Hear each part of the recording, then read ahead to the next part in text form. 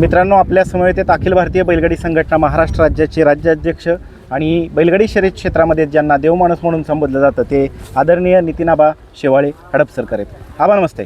नमस्ते. आबा, काय सांगाल, ह्यासाठीच तुम्ही अट्टहास केला होता? हो, म्हणजे 10-12 वर्ष आपण सर्वांनी स्ट्रगल करून बैलगाडी शर्यती चालू झाल्या. त्यावेळेस फक्त बैलगाडी शर्यती चालू करून थांबायचं नव्हतं, तर त्याचा प्रसाराने त्याच्याबद्दल जनजागृती कशी होईल हा एक विषय डोक्यात होता. त्यानुसरून आम्ही महाराष्ट्रभर लोकांना प्रवृत्त करत राहिलो आणि आज हे मैदान ह्या भागामध्ये म्हणजे नाशिक भागामध्ये अशा स्वरूपाचं मैदान जे होतं आहे आणि इतक्या मोठ्या प्रमाणात इतकी भरपूर गाड्या आणि पब्लिकचं तर म्हणजे काय अंतच नाही. म्हणजे अक्षरशः आयोजकांना नाकीनं आलेत इतकं पब्लिक आहे, पोलीस नाकीनं आले इतकं पब्लिक आहे, पब्लिक हटायला तयार नाही. असं एवढा हा खेळ लोकप्रिय झालेला आहे आणि थँक्स टू सोशल मीडिया तुमच्यासारखे लोकांनी जे ग्राउंडवरती कामं केली याबद्दलची माहिती लोकांपर्यंत पोचवली, त्याबद्दल सर्व जे प्रसारमाध्यमं असतील सोशल मीडियावरती त्यांचे आम्ही आभार मानतो. कारण हे जे सोशल मीडियामुळे जग छोटं झालं आहे आणि फक्त सोशल मीडिया असून चालत नाही, तर ती ग्राउंड रिपोर्टिंग तुमची जी व्यवस्थित होती आत्ता किंवा संघटनेच्या कामातनं परत त्याला जी म्हणजे शिस्त लागलेली आहे खेळाला, जो एक रांगडा खेळ समजला जायचा तो शिस्तीचा खेळ आज होऊन बसलेला आहे. कुणावरती अन्याय होणे न होणे किंवा त्याच्यातले जे पारदर्शकपणा आलेला आहे, आपण जो पारदर्शकपणा आणला त्यामुळं लोकांना हा खेळ आवडायला लागला अखंड महाराष्ट्रात. म्हणजे तुम्ही बघत असाल ठाणे रायगड आता यांच्याकडे सुद्धा यावर्षी 3 फेऱ्याची मैदानं किती झाली, इकडं नाशिकला सुद्धा व्हायला लागलेले आहेत. नंतर जालना विदर्भात शंकरपाटाबरोबर जवळजवळ त्या बरोबरीत मैदानं व्हायला लागलेली आहेत. ह्या भागामध्ये थोडंसं अजून थोडीशी जनजागृतीची गरज आहे. लोकांना बैलाबरोबर बैल पळवायची एक प्रवृत्ती वाढली पाहिजे. कारण ह्या भागातल्या लोकांना माझं एक सांगणं राहील की तुमचा जोपर्यंत बैलाबरोबर बैल आणि 3 फेऱ्याच्या बैलामध्ये बैल पळत नाही तोपर्यंत त्याला नाव पण नाही आणि त्याला दाम पण नाही. तुम्ही इथं तुमच्या लोकल पद्धतीच्या ज्या शर्यती करता त्या शर्यतीमध्ये जो बैल पळतो तो बैल ह्या पद्धतीच्या शर्यतीमध्ये तेवढासा प्रभाव पाडू शकत नाही असं आम्हाला वाटतं. तर त्यांनी थोडंसं डायव्हर्ट झालं पाहिजे त्यांच्या जुन्या पारंपरिक खेळापासून आणि बैलासोबतच बैल पळवून असं 3 फेऱ्याचा खेळ म्हणा किंवा अजून तुम्ही सेकंदावरती वगैरे इतर दुसरे जे आहेत शंकरपट त्या पद्धतीचा खेळ चालू केलं पाहिजे. एकंदरीत ह्या मैदानापासून म्हणजे प्रेरणा घेतील लोक. आता एकंदरीत ही गर्दी पाहता हे नवखे लोक आहेत. मागच्या वर्षी पण त्यांना अनुभव आला होता बरेचशा, पण पावसामुळे काय नव्हते आले एवढं पब्लिक, लिमिटेड होतं. पण ह्या वर्षी कडक उन्हाळा आणि पब्लिक मोठ्या संख्येने आले, तर पब्लिकला काय सांगताल तुम्ही? हे नवखं पब्लिक आहे, ह्यांना हा खेळ नवीन आहे. पब्लिकला माझं एवढं सांगणार आहे की तुम्ही जो समोर जाऊन बघण्याचा जो प्रयत्न होता तुम्ही एकदम नवीन आहे. गाडी तुम्हाला 2 गाड्या बघायची सोय, इथं 10 गाड्या धावत असतात. तुमच्या लक्षात यायच्या अगोदर ह्या 10 गाडीपैकी एक गाडी कुठून तरी मागून येऊन तुमच्या डोक्यावरती आपटते. त्याच्यामुळं आपल्या जीवाच्या संरक्षणार्थ तुम्ही हा खेळ साईडला उभं राहून बॅरिकेडच्या मागं उभं राहूनच बघितला पाहिजे. बैलांच्या मध्ये घुसून किंवा बैलांना पण त्रास होतो. मेन म्हणजे दुखापत होती जनावरांना आणि माणसांना. जनावरांना झाली तर थोडीफार होईल, पण माणसाला जर जनावरांचा झटका बसला तर तो काय सोपा बसत नाही. तर त्यासाठी इकडे जे प्रेक्षक आहेत त्या प्रेक्षक वर्गांना एकच सांगणार आहे की तुम्ही शक्य असेल तेवढं बॅरिकेडच्या मागं आणि पुढं निकाल रेषेच्या मागं जवळजवळ 50-60 फूट मागं थांबूनच हा खेळ बघितला पाहिजे. म्हणजे जेणेकरून बैलगाडी मालकाचं नुकसान नाही आणि तुम्हालाही जाऊ होणार नाही. एकंदरीत आता नवीन जे आयोजक तयार होतील ह्या भागात उत्तर महाराष्ट्रामध्ये त्यांना काय अजून सूचना करताल तुम्ही?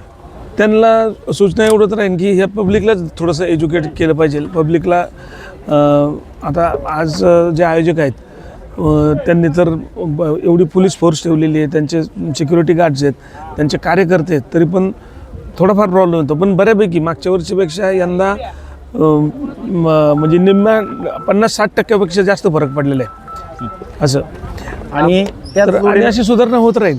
त्याच जोडीला कुठेतरी आज लाईव्ह प्रक्षेपणचं थोडंसं प्रॉब्लेम येते. हो, आणि लाईव्ह प्रेक्षेपण थोडंसं नसल्यामुळं मग काय होतं, शेजारी पाजारचे जे गरीब असणारे लोक आहेत ते पण परत मैदानावरती आले. असं झालं, म्हणजे त्याच्यात 10,000 लोक वाढले असतील. आपण नेमकं कशामुळे प्रॉब्लेम होते हा?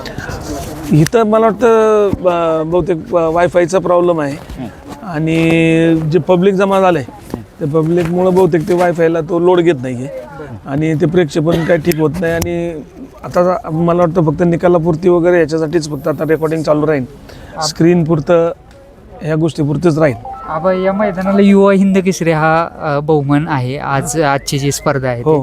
हिंद केसरी हे मैदान होऊ शकतं का? कसं केव्हा मिळेल हिंद केसरी? आमच्या आयोजकांशी बऱ्याच वेळा बोलणं झालं आहे. आयोजकांना बोललो की तुम्ही काही गोष्टी काही काळापुरत्या करून दाखवायला लागतात, त्याच्यात कंटिन्युटी असेल, त्याच्यात सातत्य पाहिजे.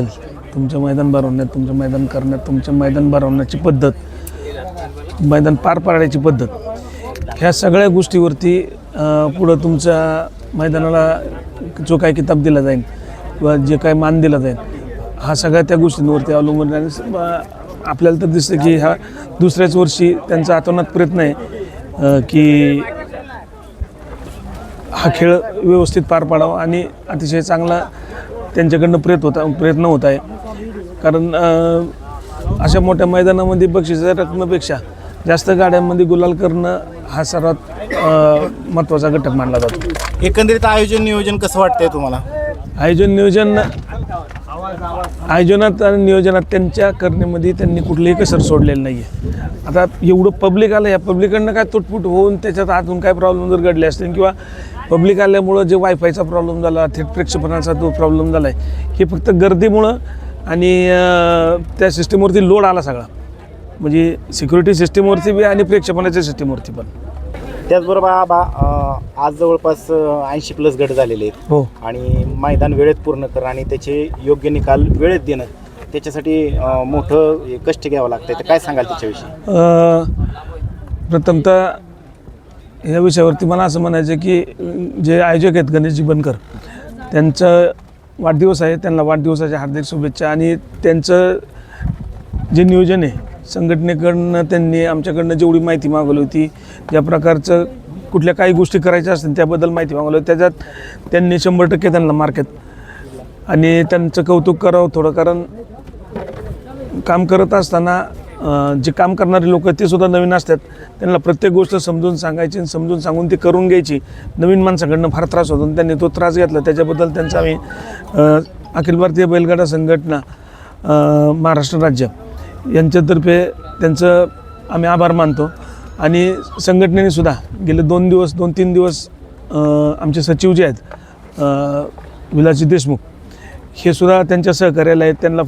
त्यांना पण फार तिथं त्रास झालेला 2-3 दिवस, पण एक मोठं कार्यक्रम केलेला आहे आणि ते कार्यक्रम पार पाडण्याची जबाबदारी एकट्या आयोजकावरती सोपवण्यापेक्षा ते नवीन आहेत, त्यांना संघटनेचं काम आहे, सहकार्य करणं संघटनेचं काम आहे. ते संघटनेने केलं. आपले समालोचक असतील, आपले सचिव विलास देशमुख असतील, यांनी तिथं समक्ष उभं राहून जे किंवा झेंडापंच असतील आपले राजेंद्र बापू दनोडे, ह्या लोकांनी जे सहकार्य केलं त्यांचे मी आभार मानेन. आणि त्या माणसाला गणेश बनकर जे आहेत त्यांना जे सहकार्य केलं, गणेश बनकरांचं पण मी मनापासून आभार मानेन की एवढा मोठा कार्यक्रम केला त्यांनी. कुठेही बोट दाखवण्यासारखं त्यांच्याकडनं कुठलीही चूक झालेली नाही आहे.